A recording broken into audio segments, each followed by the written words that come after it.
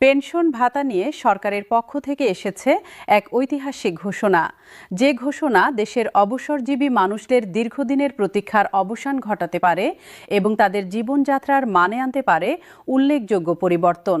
তাই আজকের পুরো প্রতিবেদনটি মনোযোগ দিয়ে দেখুন, কারণ এর প্রতিটি তথ্য আপনার জন্য এবং আপনার পরিবারের জন্য সরাসরি প্রাসঙ্গিক। দেশের ইতিহাসে পেনশন ব্যবস্থা সবসময় একটি স্পর্শকাতর ও গুরুত্বপূর্ণ বিষয় হিসেবে বিবেচিত হয়ে এসেছে। একজন সরকারি কর্মচারী তার জীবনের সবচেয়ে সক্রিয় এবং মূল্যবান সময়টুকু রাষ্ট্রের সেবায় নিয়োজিত রাখেন। ভোরবেলা থেকে কর্মক্ষেত্রে ছুটে যাওয়া, পরিবারের সঙ্গে সময় কাটানোর সুযোগ সীমিত রেখে দেশের মানুষের জন্য কাজ করা, এই দীর্ঘ কর্মজীবনের পরিণতিতে একজন মানুষ যখন অবসরে যান, তখন তার সবচেয়ে বড় প্রশ্নটি থাকে একটাই: সামনের দিনগুলো কিভাবে কাটবে? চিকিৎসার খরচ যোগাবেন কিভাবে? সংসারের নিত্য প্রয়োজনীয় চাহিদা পূরণ করবেন কোন অর্থে? সন্তানদের সহায়তা করবেন কতটুকু? এই প্রশ্নগুলো কেবল সংখ্যার হিসাব নয়, এগুলো একজন মানুষের মর্যাদা ও নিরাপত্তার সঙ্গে গভীরভাবে সম্পর্কিত। বাংলাদেশে বর্তমানে প্রায় 10 লক্ষেরও বেশি পেনশনভোগী রয়েছেন। এই বিশাল জনগোষ্ঠী প্রতি মাসে যে পেনশন পান, সেটি অনেক ক্ষেত্রেই তাদের জীবনযাত্রার ন্যূনতম চাহিদা মেটাতেও হিমশিম খেতে হয়। বিশেষত গত কয়েক বছরে দ্রব্যমূল্যের ঊর্ধ্বগতি এবং চিকিৎসা খরচের ক্রমাগত বৃদ্ধি পেনশনভোগীদের জীবনকে আরও কঠিন করে তুলেছে।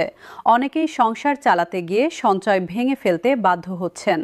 অনেকে আবার সন্তানদের উপর নির্ভরশীল হয়ে পড়ছেন, যা তাদের মানসিক কষ্টের কারণ হয়ে দাঁড়াচ্ছে।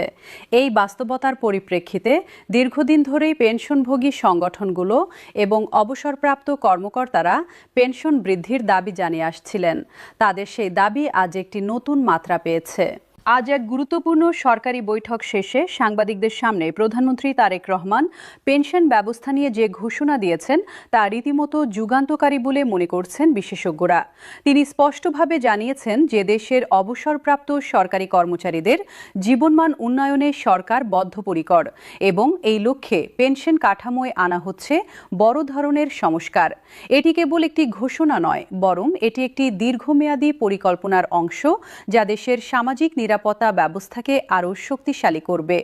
প্রধানমন্ত্রীর এই ঘোষণার পর থেকেই সারা দেশে পেনশনভোগীদের মধ্যে ব্যাপক প্রতিক্রিয়া দেখা দিয়েছে। আনন্দ, স্বস্তি এবং প্রত্যাশার মিশেলে তারা এখন নতুন একটি ভবিষ্যতের স্বপ্ন দেখছেন। এখন প্রশ্ন হলো, এই পরিবর্তনটা আসলে কতটা গভীর? শুধু কি সংখ্যার হেরফের হবে, নাকি পুরো ব্যবস্থাটাই ঢেলে সাজানো হবে? এই প্রশ্নের উত্তর পেতে হলে আমাদের বুঝতে হবে নতুন ঘোষণার বিস্তারিত বিষয়গুলো। প্রধানমন্ত্রীর ঘোষণায় মূলত 3টি প্রধান দিক স্পষ্ট হয়েছে। প্রথমত, বর্তমান পেনশনভোগীদের মাসিক পেনশনে উল্লেখযোগ্য হারে বৃদ্ধি। দ্বিতীয়ত, পেনশন পরিশোধের পদ্ধতিকে আরও দ্রুত ও স্বয়ংক্রিয় করা। তৃতীয়ত, পরিবার পেনশনের পরিমাণ বাড়ানো এবং নতুন চাকরিতে প্রবেশকারীদের জন্য একটি আধুনিক পেনশন ফান্ড ব্যবস্থা প্রবর্তন। এই 3টি দিক মিলিয়ে যে পরিবর্তন আসছে, তা কেবল বর্তমানের জন্য নয়, ভবিষ্যৎ প্রজন্মের সরকারি কর্মচারীদের জন্যও একটি সুরক্ষিত ভিত্তি তৈরি করবে। প্রথমেই আলোচনা করা যাক পেনশন বৃদ্ধির বিষয়টি নিয়ে। নতুন ঘোষণা অনুযায়ী পেনশনের পরিমাণ উল্লেখযোগ্য হারে বৃদ্ধি পাবে। এই বৃদ্ধির হার সবার জন্য একরকম না হলেও গড়ে 20 থেকে 25% বৃদ্ধির কথা বলা হয়েছে। এটি অনেকের কাছে হয়তো সংখ্যায় সামান্য মনে হতে পারে, কিন্তু যদি বাস্তব জীবনের হিসাবে দেখা যায়, তাহলে বিষয়টা অনেক বেশি তাৎপর্যপূর্ণ। ধরা যাক, একজন অবসরপ্রাপ্ত সরকারি কর্মকর্তা প্রতি মাসে 20,000 টাকা পেনশন পেয়ে থাকেন। নতুন ব্যবস্থায় যদি তার পেনশন 25% বৃদ্ধি পায়, তাহলে তিনি এখন থেকে প্রতি মাসে পাবেন 25,000 টাকা, অর্থাৎ প্রতি মাসে অতিরিক্ত 5,000 টাকা। আর বছর শেষে হিসাব করলে এই বাড়তি অর্থের পরিমাণ দাঁড়াবে 60,000 টাকায়। একটি পরিবারের জন্য বছরে 60,000 টাকার অতিরিক্ত আয় অনেক কিছু পাল্টে দিতে পারে। এই অর্থ দিয়ে একজন বৃদ্ধ পেনশনভোগী তার নিজের ওষুধপত্র ও চিকিৎসার খরচ অনেকটাই মেটাতে পারবেন। বাড়ির ছোটখাটো মেরামত করতে পারবেন, নাতি নাতনিদের পড়াশোনায় সহায়তা করতে পারবেন। এটি কেবল টাকার হিসাব নয়, এটি একটি মানুষের আত্মমর্যাদার বিষয়। আরেকটি উদাহরণ নেওয়া যাক। কেউ যদি মাসে 30,000 টাকা পেনশন পেয়ে থাকেন এবং তার ক্ষেত্রে 20% বৃদ্ধি হয়, তাহলে তার মাসিক পেনশন বেড়ে দাঁড়াবে 36,000 টাকায়। প্রতি মাসে ৬,০০০ টাকা বেশি পাওয়া মানে বছরে বাড়তি ৭২,০০০ টাকা। একটি গ্রামীণ পরিবারের জন্য এই পরিমাণ অর্থ কিন্তু নেহাত কম নয়। এটি দিয়ে পরিবারের কারো একটি চিকিৎসার বড় ধাপ সামলে নেওয়া যায়। ছেলে বা মেয়ের পড়াশোনার খরচ কিছুটা বহন করা যায়। এমনকি কৃষিকাজে বা ছোট ব্যবসায় বিনিয়োগ করা যায়।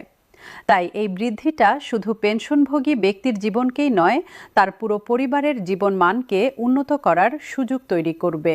এখন যদি পুরো দেশের চিত্রটা একটু বড় পরিসরে দেখা যায়, তাহলে বোঝা যাবে এই ঘোষণার অর্থনৈতিক প্রভাবটা কতটা ব্যাপক। দেশে বর্তমানে প্রায় ১০ লক্ষ পেনশনভোগী রয়েছেন বলে ধরে নিলে যদি প্রত্যেকের পেনশন গড়ে ৪,০০০ টাকা করে বাড়ে, তাহলে প্রতি মাসে সরকারের অতিরিক্ত ব্যয় হবে ৪০০ কোটি টাকা। আর বছরে এই ব্যয়ের পরিমাণ দাঁড়াবে ৪,৮০০ কোটি টাকায়। এই বিশাল পরিমাণ অর্থ সরকার পেনশনভোগীদের জন্য ব্যয় করতে প্রস্তুত হয়েছে, এটি এক কথায় অভূতপূর্ব। এটা প্রমাণ করে যে বর্তমান সরকার পেনশন ব্যবস্থাকে কতটা গুরুত্বের সঙ্গে দেখছে এবং দেশের অবসরপ্রাপ্ত কর্মীদের কল্যাণে কতটা আন্তরিক। প্রধানমন্ত্রী তার বক্তব্যে যে কথাটি বলেছেন সেটি অত্যন্ত তাৎপর্যপূর্ণ। তিনি বলেছেন, দেশের উন্নয়নের সঙ্গে সঙ্গে যারা জীবনের সেরা সময়টা রাষ্ট্রের জন্য দিয়েছেন তাদের অবহেলা করা যাবে না। এই পেনশন বৃদ্ধি শুধু একটি আর্থিক সিদ্ধান্ত নয়, এটি একটি সম্মান প্রদর্শনের পদক্ষেপ। রাষ্ট্রপ্রধানের মুখ থেকে এই কথা শুনে অনেক পেনশনভোগী আবেগাপ্লুত হয়ে পড়েছেন, কারণ বছরের পর বছর ধরে তারা যে স্বীকৃতির জন্য অপেক্ষা করছিলেন, সেই স্বীকৃতি আজ কেবল আর্থিক পুরস্কারের মধ্যে নয়, বরং রাষ্ট্রের সর্বোচ্চ পর্যায় থেকে সরাসরি উচ্চারিত হলো। এই বাক্যটুকু অনেক অবসরপ্রাপ্ত মানুষের কাছে টাকার চেয়েও বেশি মূল্যবান হয়ে উঠেছে। দ্বিতীয় যে বিষয়টি নিয়ে সরকার বিশেষভাবে আলোকপাত করেছে সেটি হলো পেনশন পরিশোধের পদ্ধতিগত পরিবর্তন। এতদিন অনেক পেনশনভোগীকে মাসের পর মাস অপেক্ষায় থাকতে হতো, ব্যাংকে লাইনে দাঁড়াতে হতো, কাগজপত্রের ঝামেলা পোহাতে হতো। একজন বৃদ্ধ মানুষের জন্য এই প্রক্রিয়াটা শুধু কষ্টের নয়, কখনো কখনো অপমানজনকও মনে হয়। নতুন ব্যবস্থায় এই পুরো প্রক্রিয়াটিকে ডিজিটাল ও স্বয়ংক্রিয় করার পরিকল্পনা রয়েছে। অর্থাৎ নির্দিষ্ট তারিখে সরাসরি ব্যাংক অ্যাকাউন্টে টাকা পৌঁছে যাবে। কোনো ঝামেলা নেই, কোনো লাইন নেই, কোনো অপেক্ষা নেই। এই পরিবর্তনটি প্রায়োগিকভাবে অনেক বেশি গুরুত্বপূর্ণ, কারণ এটি পেনশনভোগীদের দৈনন্দিন জীবনকে সরাসরি সহজ করবে। বিশেষত যারা দেশের প্রত্যন্ত অঞ্চলে বাস করেন এবং যাদের কাছের শহরে বা জেলা সদরে আসতে অনেক কষ্ট হয়, তাদের জন্য এই ডিজিটাল পদ্ধতি রীতিমতো আশীর্বাদ হয়ে উঠবে। ধরুন, কোনো একজন বৃদ্ধ অবসরপ্রাপ্ত শিক্ষক যিনি উপজেলার একটি প্রত্যন্ত গ্রামে থাকেন, তাকে এখন আর প্রতি মাসে শহরে আসতে হবে না। বাড়িতে বসেই মোবাইল ব্যাংকিং বা নিকটস্থ এটিএম থেকে টাকা তুলতে পারবেন। এই ছোট পরিবর্তনটা তার জীবনকে অনেকটাই সহজ করে দিবে।